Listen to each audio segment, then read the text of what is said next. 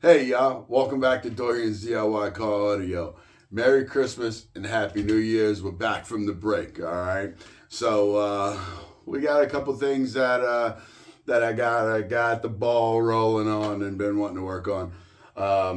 I'll quickly show you guys some of the progress I made on this little bench deal that I got set up over here. I'm still slowly working on it, but I needed myself a smaller power supply than the 200 amp unit that I have. I wanted something smaller. So I went on Amazon and I found this brand, Yaheeda. This is a 30 amp power supply. Let me just pull this up and make sure. Yeah. This is a 30 amp power supply, and there is some adjustability on it. So let's just go ahead and check this out. I think this is going to be perfect for what I'm looking for the test bench, just for the smaller stuff, meaning running one small 4-channel amp, maybe a couple more. We'll see. We're going to do some testing on it, and running a head unit and a DSP. For anything bigger than that, I have the Tarzan 200 amp unit, which is a power, like that thing's a powerhouse.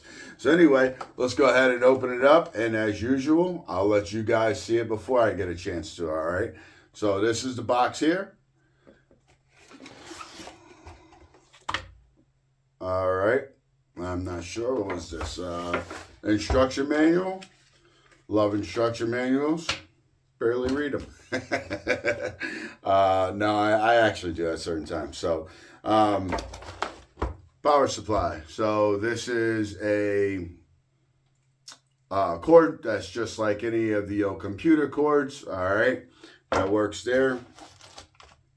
Here is some clamps with connectors, bait connectors on the end of it. Now, these clamps actually do feel like they're fairly decent, and this is a nice little, I would say nice little heavy-duty wire for the size for 50 amps, right? I can't read the writing on there that tells me what size this is, but whatever. I think it might be like 10 gauge. That works.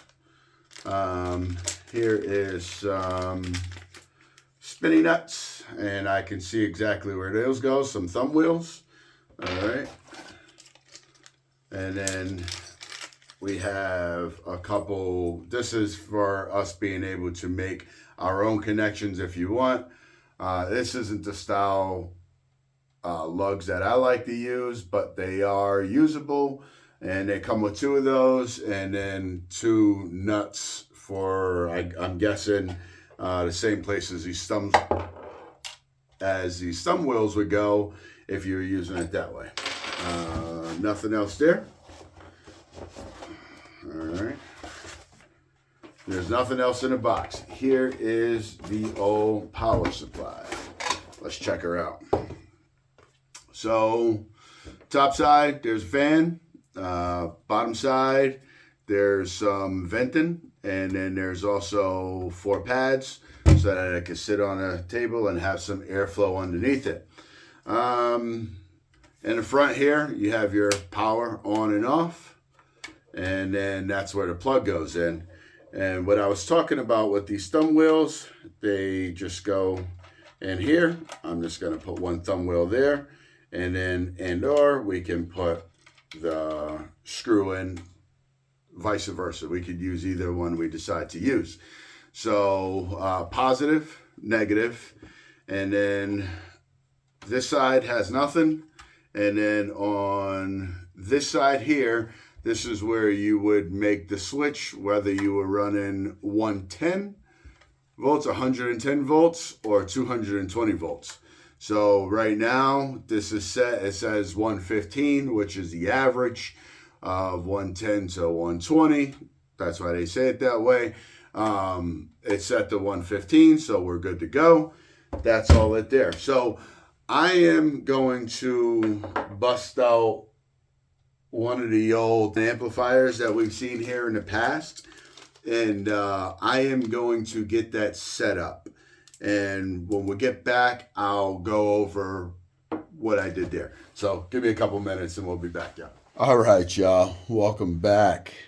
So as we can see here, we have a Crossfire CFA 602 amplifier hooked up. This is an old Korean amplifier. It's supposed to be 300 by 2, I believe, at 2 ohms. I think it's supposed to be about 150 watts by 2. I have 2 4-ohm load banks hooked up. I have my oscilloscope hooked up here. And then I also have a clamp that shows amperage up here and voltage down here. This is that Yaheeda power supply. So let's go ahead and turn this on, and we're going to start testing to see what we're getting out of that power supply. All right. I am using a Kicker 50 hertz test tone. I've been using this 50 hertz test tone forever.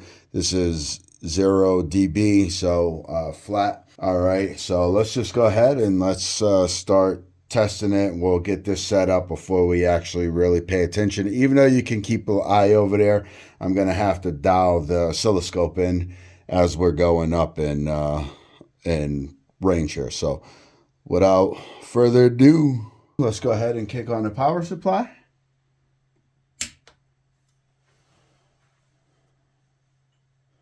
All right, and we can see here, if you guys can see, that says 12.09 voltage.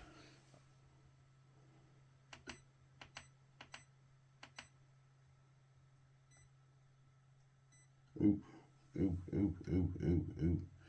All right, all right, all right. There we go. Okay, so let's get that in. That looks to be somewhat about right. Hopefully you guys can see that pretty good, and you guys can see the amperage over there. I am going to go ahead and restart that and start cranking up on the gain. Right now we're at 15 amps.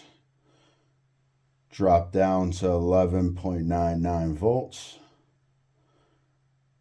23 amps. Drop down to 11.93 volts. Sine wave still looks good. 33 amps, drop down to 11.85. Sine wave still looks good. Bring it right up to clipping. All right, it's starting to clip right there, so we'll say that's good. I'm pulling 39.4 amps, and the voltage dropped down to 11.79 volts. So let's go ahead and look at, and that's still a little clip, so let's bring that down just a tad bit. So roughly 38.3 amps is being drawn right now, and the voltage is at 11.8. All right, so let's turn this down for a second and take a look inside. There's the fan kicked on. All right, so the fan just went off. So one thing I was kind of skeptical of when I seen the voltage dropping down as the amperage went up, I was skeptical of the 50 amp, right? Because they say 50 amp, but the voltage shouldn't start dropping until you start exceeding or approaching the 50 amps. Now, seeing that the voltage started dropping much lower than that 50 amp threshold, I did go here on the Amazon page, and in the small print, and this is what I tell you guys about what's written in the manuals, the small print is the word of bond, right?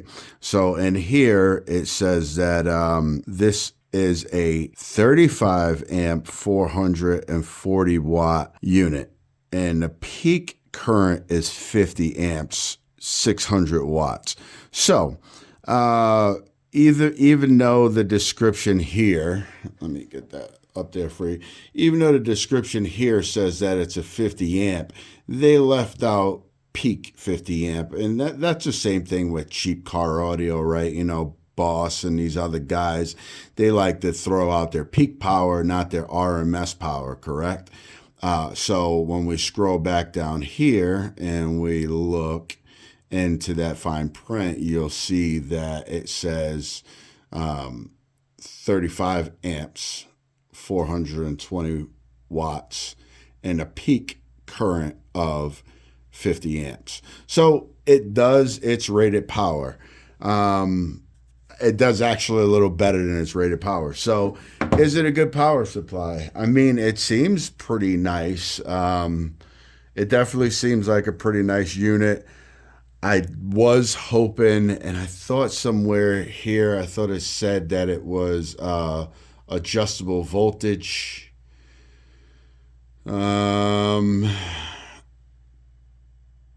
I thought somewhere it said adjustable voltage, but I think it's adjustable input voltage was my bad on reading. So only going up to that 12.07. I mean, that's really good for being able to run. What I wanted it to run was, let's pan over here real quick so you can see.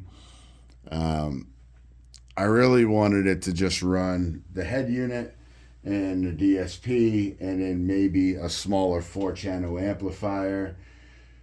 I'm not going to lie to you guys. I want a little bit more headroom on that power.